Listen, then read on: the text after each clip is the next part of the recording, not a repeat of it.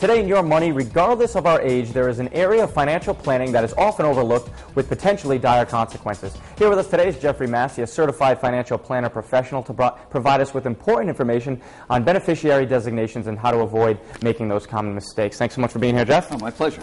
I'm assuming talking about beneficiary designations probably not one of your favorite topics. No, it's not one of our favorite topics, but as certified financial planners, it's a critical part of what we do because we need to make sure that we take care of those assets. You've been in this business for a while. Have you seen any problems with people naming beneficiaries? Oh, absolutely. The worst one that I can remember, there was a young firefighter, had a live-in girlfriend, named his girlfriend on his life insurance policy. Yep. That relationship ended. Short time later, he meets someone else, gets married. Shortly thereafter, he died.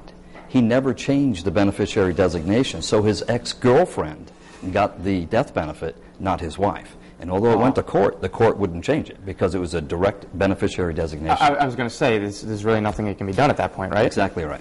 To point is to make sure you just check your beneficiaries and whatnot, especially on insurance policies like this, right? And not just your life insurance policies, but on your retirement accounts, your 401ks, 403bs, etc., your investment accounts, your bank accounts, etc. And you do that for two reasons. One, you want the right person to get that asset, and secondly, you do not want the asset to have to go through the probate court process, needless delay and expenses.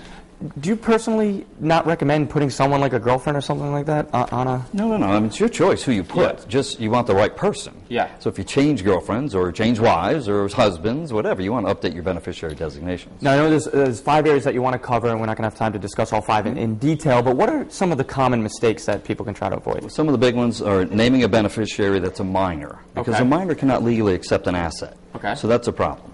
Leaving your retirement plan with your former employer, because they might have limitations on the distribution as to how the heir can get that money. Another one would be if on a second marriage. You might name your second spouse as a direct beneficiary, say in an IRA, but you might inadvertently be disinheriting your children because now they have total control. So they could name their children on that asset instead of that money ultimately going to your children, which is probably what you wanted in the first place. And I think that's the biggest issue right there. I think it's just always best to seek out someone like you to make sure all the bases are covered. Absolutely. Jeffrey Massey, Right. Thanks so much for being here. For more information on avoiding beneficiary mistakes from Massey & Associates, just head over to foxprovidence.com.